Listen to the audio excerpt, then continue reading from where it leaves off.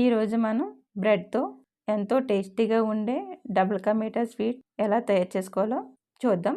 నేను ఈ డబుల్ కా మీఠా తయారు చేయడానికి కోవా ఏమీ వాడకుండా ఇంట్లో ఉన్న వాటితోనే డబుల్ కా మీఠా ఈజీగా తయారు చేస్తున్నాను. ఇక్కడ నేను డబుల్ కా మీఠా తయారు చేసుకోవడం కోసం 4 బ్రెడ్స్ తీసుకున్నాను. ఈ బ్రెడ్ మామూలు బ్రెడ్ కాకుండా మనం డబుల్ కా మీఠా తయారు చేసుకునే బ్రెడ్ విడిగా మనకు దొరుకుతుంది. అవి తెచ్చుకుంటే మనకి కొంచెం బ్రెడ్ గట్టిగా డబుల్ కా మీఠా తయారు చేసుకోవడానికి వీలుగా ఉంటాయి. ఇలా ఇక్కడ 4 బ్రెడ్ తీసుకుని ఈ బ్రెడ్కి ఇలా సైడ్స్ కట్ చేసేసుకోవాలి. మొత్తం 4 వైపులా కూడా ఇలా సైడ్స్ కట్ చేసుకుని ఇలా కట్ చేసుకున్న తర్వాత మనం ఒక్కో బ్రెడ్ని 4 పీసులుగా కట్ చేసుకుని పక్కన పెట్టుకోవాలి. ఇలా మొత్తం అన్నీ ఇలా కట్ చేసుకున్న తర్వాత స్టవ్ వెలిగించుకొని ఒక గిన్నెలో పాలు పెట్టుకోవాలి. ఇక్కడ చిక్కటి పాలు తీసుకోవాలండి. చిక్కటి పాలుతో చేసుకుంటే మనకి డబుల్ కా మీఠా మంచి టేస్ట్గా ఉంటుంది. ఇక్కడ ఒక 1/2 లీటర్ పాలు తీసుకున్నాను నేను. ఈ పాలు మనకు బాగా తొక్క కట్టకుండా అలా కలుపుతూ మరిగించుకోవాలి. అలా తిప్పుతూనే ఉండాలి పాలు మరిగేటప్పుడు. అలా తిప్పడం వల్ల మనకు పాలు అనేవి ఎక్కడ కూడా తొక్క కట్టకుండా మీగడ కట్టకుండా బాగా వస్తాయి.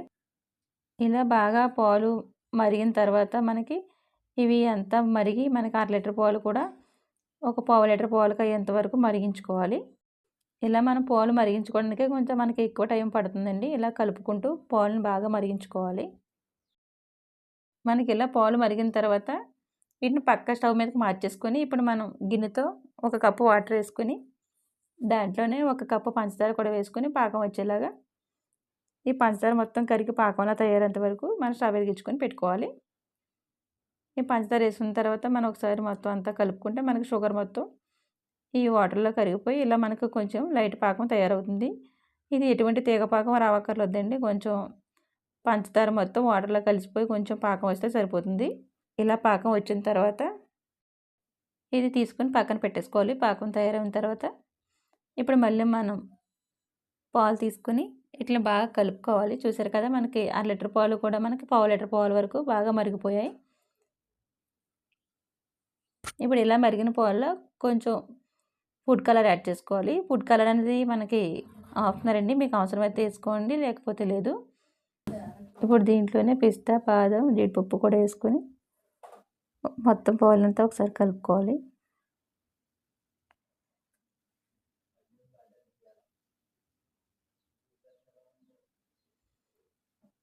ఇలా కలుపుకున్న తర్వాత వీటిని తీసుకొని పక్కన పెట్టేసుకొని స్టవ్ ఆఫ్ చేసేసుకోవాలి. ఇప్పుడు స్టవ్ మీద ఒక పాన్ పెట్టుకొని దాంట్లో కొద్దిగా ఆయిల్ వేసుకోవాలి. ఇలా ఆయిల్ వేడైన తర్వాత ముందుగా కట్ చేసి పక్కన పెట్టుకున్న బ్రెడ్ ముక్కలు ఇలా ఒక్కొక్కటిగా పేర్చుకొని వాటిని 2 వైపులా దోరగా వేపుకోవాలి. ఇలా ఒకవైపు వేపుకున్న తర్వాత 2 వైపు కూడా తిప్పుకొని వీటిని బాగా గోల్డెన్ కలర్లోకి వచ్చేంత వరకు వేపుకోవాలి. ఇప్పుడు ఈ 2 వైపులా బాగా వేగిన తర్వాత వీటిని వేరొక బౌల్లోకి తీసేసుకొని ఇప్పుడు ఇదే పాన్లో మొత్తం ఈ వేపుకున్న బ్రెడ్ ముక్కలన్నీ పేర్చుకొని దీనిపైన ముందుగా తయారు చేసి పక్కన పెట్టుకున్న పంచదార పాకాన్ని మొత్తం ఇలా మొత్తం అంతా బ్రెడ్ ముక్కల మీద పడేలాగా వేసుకోవాలి. ఇలా బ్రెడ్ ముక్కలు మొత్తం అంతా పాకం పీల్చుకున్న తర్వాత ఒక స్పూన్తో వీటిని కొంచెం అటు ఇటు కలుపుకోవాలి. ఇప్పుడు దీనిపైనే మనం పాలు, పిస్తా పప్పులు అన్నీ కలిపి తయారు చేసుకున్న ఈ పాలను కూడా మనం ఒక స్పూన్తో ఈ బ్రెడ్ ముక్కల మీద వేసుకోవాలి.